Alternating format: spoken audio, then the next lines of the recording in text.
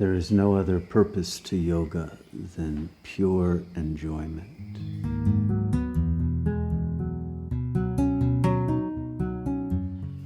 But the human ego is dedicated to stealing your bliss, to giving you illusory reasons for feeling miserable, and for convincing you that it's very difficult to be happy, and that you need all kinds of things that you don't possess, and relationships, and a different sort of body, and a different sort of situation in life, and everything has to be different than what it is. And the ego puts you into a state of illusory lack, when nothing at all is ever lacking,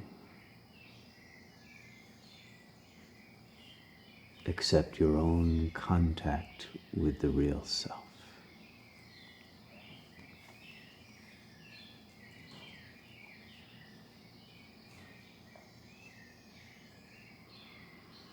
It is that exquisite joy that comes from not thinking, from forgetting to forget who you are.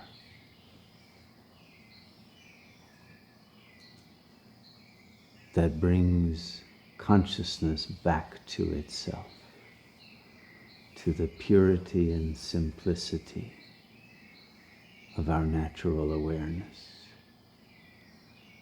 And that natural awareness is not personal.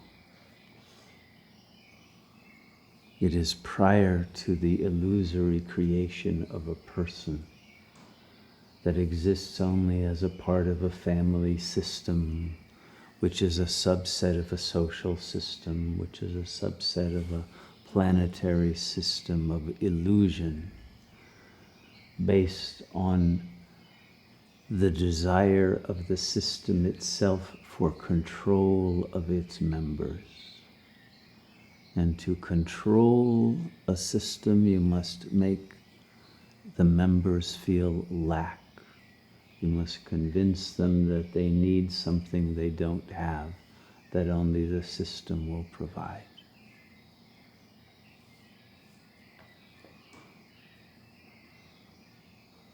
But there is no lack, and there is no need to submit to any system of thought, but to break free.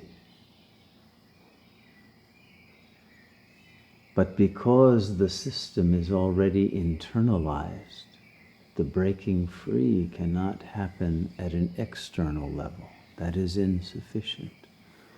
There must be a breaking free from an I thought that is already born in a state of lack and therefore need for linking to a system that will take away whatever residue of willpower it still retains.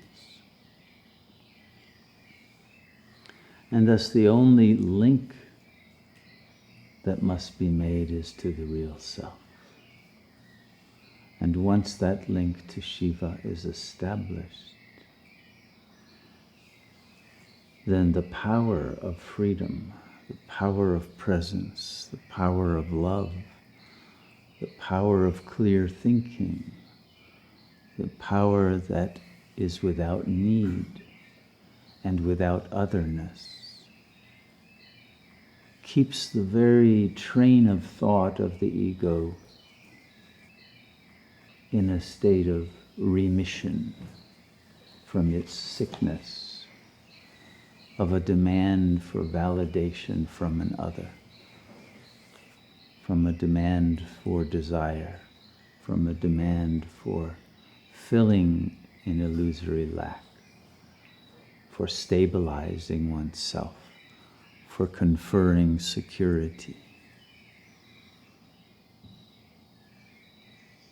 And once there is no longer that need, then there is also no longer its shadow of hatred anger, rejection, despair, anxiety at not being able to get those needs met. And thus there is neither blame nor desire. And the consciousness is no longer seduced by illusion of an other who will either rescue or will be dominated or can be destroyed in order not to disturb one's lacking peace. But all of those illusions come because the I thought itself is already inherently peaceless, because it is consciousness cut off from its own source and divided into subject-object categories in which whatever it wants is already inherently an object that can never be reached. And what it really wants is only itself, that its own identity has cut itself off from.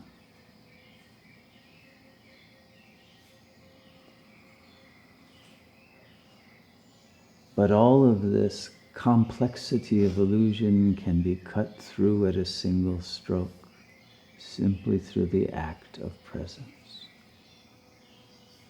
The act of transcending language, which continues the illusory alienation and separation from the self. And the ability to think holistically, transconceptually, that comes with the realization of pure awareness that always already contains all that is real, and therefore is without need or fear or lack or desire.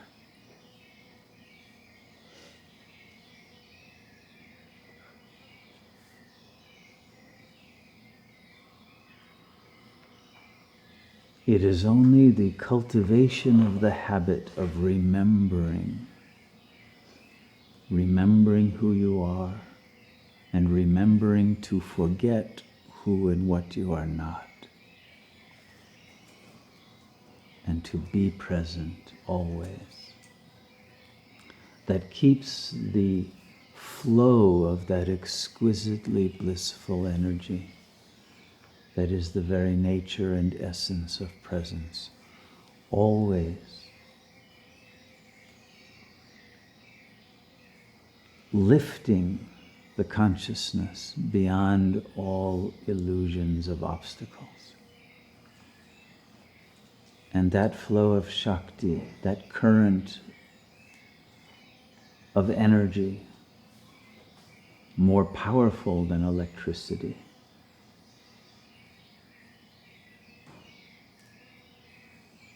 and that produces the blissful realization of the infinite self, is always inherently flowing when the ego has not cut itself off from that source through its identification with the body.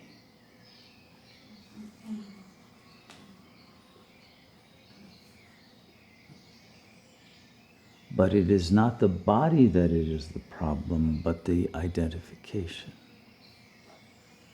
The body is just fine. There is no burden of the flesh. The burden is the ego that wants only to feed the flesh and to live for the fleshly, sensory, sensual life, and rejects the life of spirit, the life of presence, the life of pure awareness, and prefers the melodramas and perverse scenarios of power struggles that the ego enjoys in lieu of the beauty of pure presence.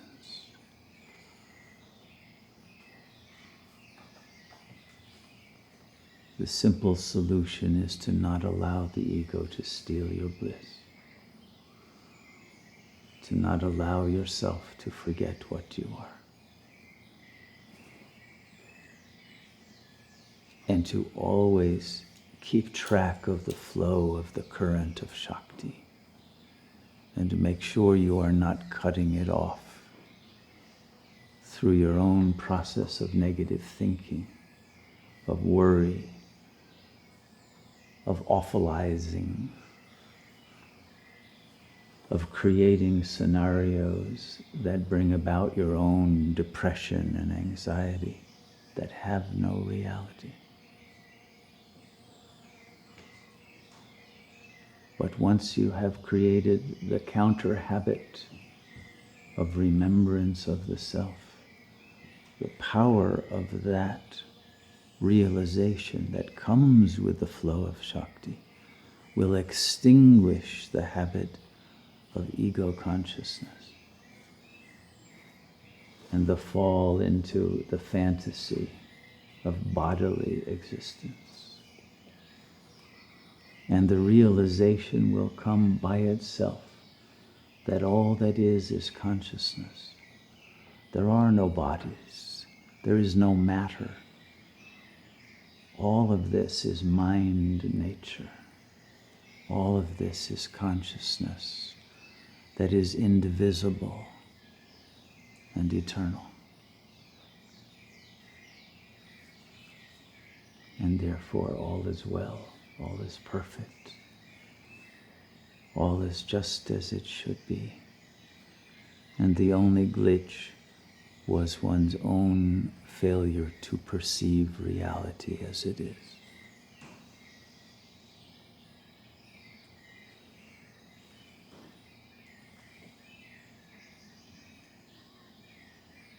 May we live without that glitch that is the I thought, and abide in the pure presence that is the blissful being that we are.